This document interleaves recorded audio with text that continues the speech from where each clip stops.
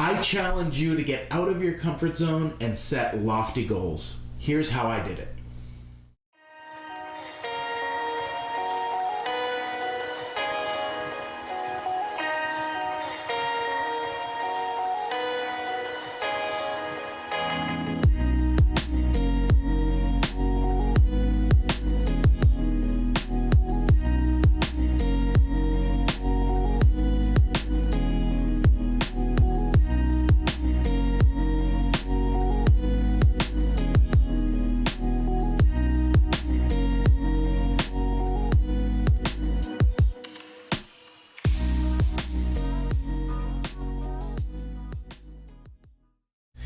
Well, hello YouTube. Thank you for tuning back into my channel. I'm Andrew Howard, and first things first, let's get out of the way how I'm doing weight-wise, and then an update on my training, which I have started.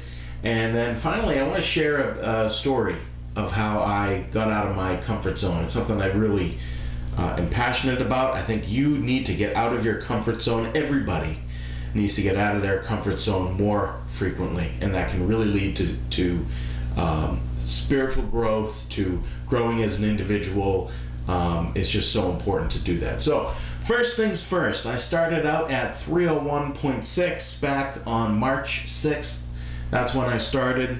Dropped down on 315 to 296.1, and as of today I am at 288.3. So I have lost 13.3 pounds. It's a good start.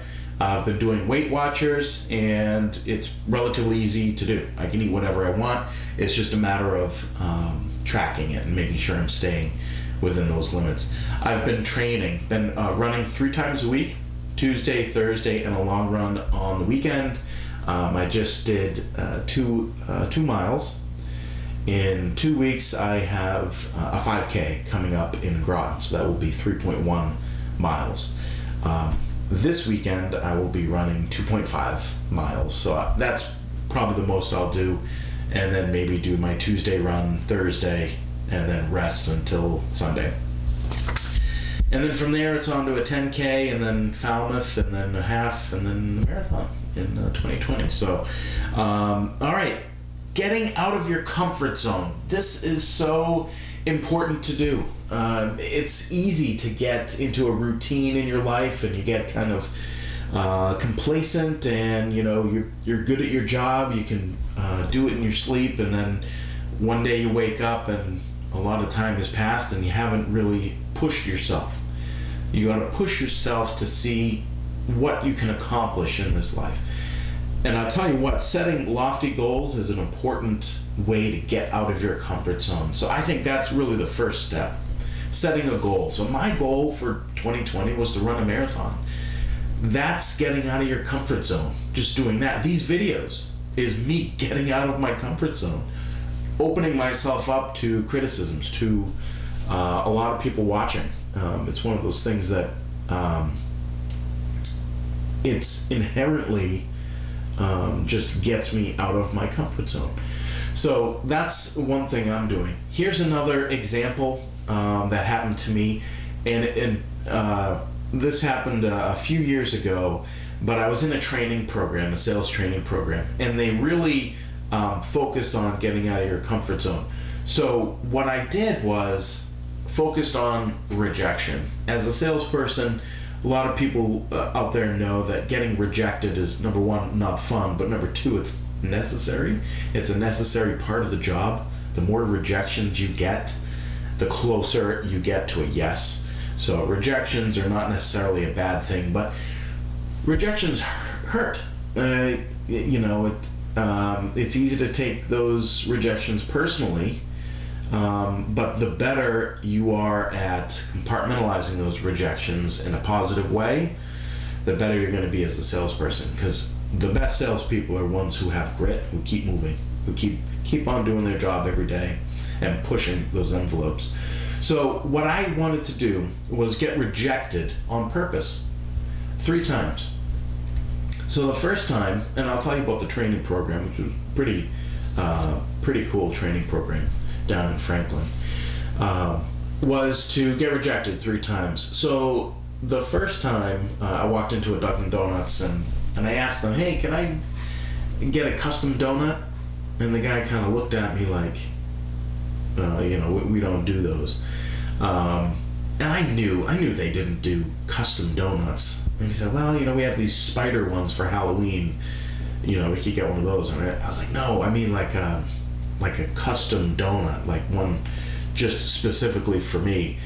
And the guy said, no, we don't do that. And I said, okay, I'll have a small coffee.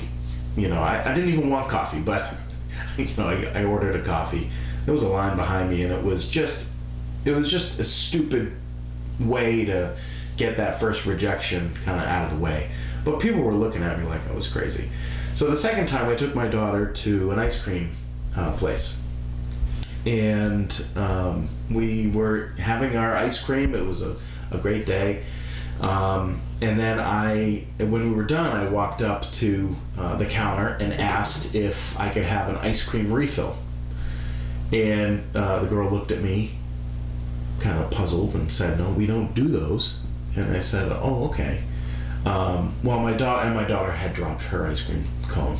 And I said, well, my daughter dropped her ice cream cone. I'm going to buy another one. And the girl working there was so nice and polite that I didn't really push it. I just kind of got the rejection, and that was it.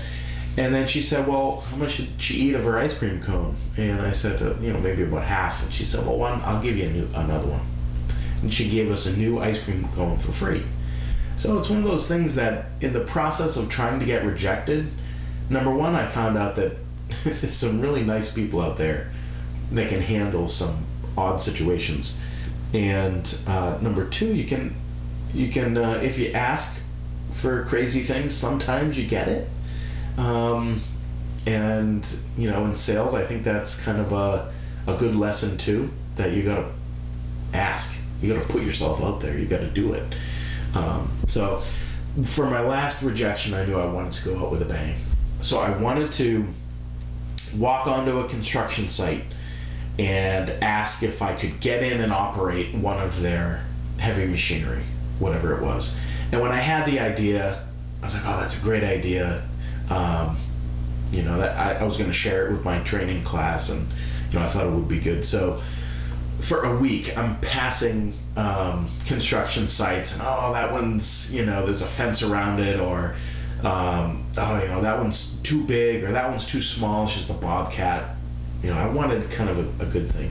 So then, just like a Thursday, coming back from an appointment. And there it was, just the perfect construction site.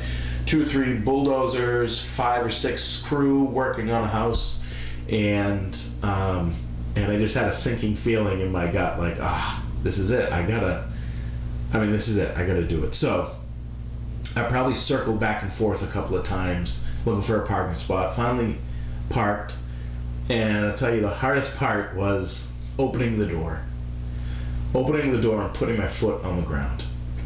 I did that, closed the door, and I started walking over. And at that point, you're committed. It's like, crap, this is gonna happen. So I started walking up, and I'm in my suit, and these construction guys are kind of like, what is this guy doing? Walking in mud in my dress shoes. And I walk up to them and I said, hey, this is kind of an odd question, I know, but do you think I could get into that bulldozer and operate it? And it was silence. They looked at me and they're like, what? And they're like, I don't know, you'd have to ask that guy. And they point over to the guy who's in the bulldozer working. And so I was like, oh, okay. So then we all stopped. The crew, we're all stopped, and we're watching this guy bulldoze, and I realize I'm standing there with this crew having asked this weird question that I'm sure they're like, what is wrong with this guy? As if the moment needed to marinate more. We needed more time to just bask in the awkwardness of that question. So we're standing there, and finally the guy in the bulldozer, can see, like, there's people staring. So we walk over, and the guy's like, why are you doing this? And I was like, it's part of the training program. And the guy was just like, oh, yeah. He didn't question it. So we walked up to the guy on the bulldozer, and I asked the question again, and he was just kind of like, yeah, sure, go ahead. He said, Jimmy, go ahead, take him over, take a couple of pictures of him. You can go. There was one that wasn't on. So I knew operating the equipment was probably a liability. I asked for this, and I kind of got this type of thing. Another lesson for sales people out there. But so we walk over. I went with Jimmy. Jimmy was nice, and we walk over. I hopped up into the bulldozer, and Jimmy was just like, all right, yeah, careful stepping up there. Go ahead, grab that. Yep. Hop in there. All right, here we go. We're going to take a few pictures. He took some pictures, and this is the picture that came up. So there I am, just sitting in the, in the bulldozer in my dress clothes, and Jimmy took a great picture, and it was just, to step down from the bulldozer and to get my phone and to I gave the crew a wave, thank you guys.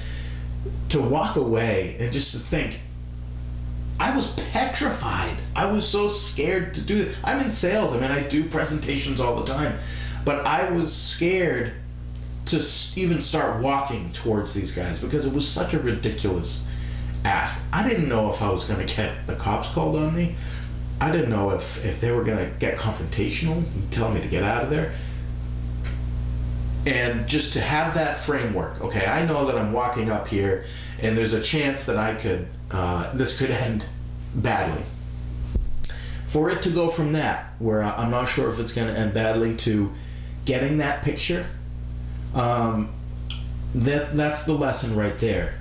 Getting out of your comfort zone is where the stories come from. That's where you get your stories. That's where you get your growth. That's where the fun happens. And that was such a good reminder to me, and it was a good lesson for me that if you really want to enjoy the best of life and just make it a worthwhile, fun, exciting, and challenging life, you got to get out of your comfort zone. And it can be stupid things like I did, those rejection stories. Or it can be setting a goal. So I really encourage all of you to set a goal. Set something. And it doesn't have to be big like a marathon or walking up to a construction crew. It doesn't have to be that. It can be something small. Something small. I don't know. You want to make a gift for someone's birthday. And I'm just, kind of throwing that out there. You don't want to go to a store and buy a gift. You make the goal that you want to make something, woodworking or crochet or whatever. That's a small goal. That's something you can do because, when you give that gift, there's a possibility of rejection, I guess. But most often, I think you're gonna see that you're gonna feel better about that gift. What else? You can do smaller distances. You can set a goal for a 5K. 5K coming up in a couple of weeks. You can join me there in Groton, the Groton Road Race. I don't know. There's endless possibilities, but don't feel like you have to make this huge thing. You maybe down the road, set a couple of small goals and start working toward them. So, if there's anything you get towards this video, from this video, it's this. Getting that picture, the construction picture, all of my anxiety, all of me being scared and nervous about taking that first step. As soon as I took that first step, the worst was behind me. At that point, I was doing it. And at the end, it was better than I could have hoped. So take that first step. Plan, set a goal, and take that first step. I guarantee you're going to at least learn something about yourself. If you fail, good. There's so much to be learned from failure. Failure is the best teacher. I've failed at many things, and I consider myself successful not because I've done, had some accomplishments, but because of what I've failed at and kept going. That's grit. That's what I want to instill in my children, and that's something that I think everybody can work on. So get out there, get out of your comfort zone. Doesn't have to be big and grandiose. Start small, but do something. And if you have any great stories, please comment below. I also did a write-up, a blog post of the story, and it's got a little bit more of the detail and stuff. And I will put that link in the description below. So thank you for liking, commenting, and subscribing. Please keep following me. I will have an update. Most likely the next video will be me hopefully finishing the Groton Road Race and my reaction to that experience. So keep moving forward, and I hope to see you again next time. Thank you. Bye-bye.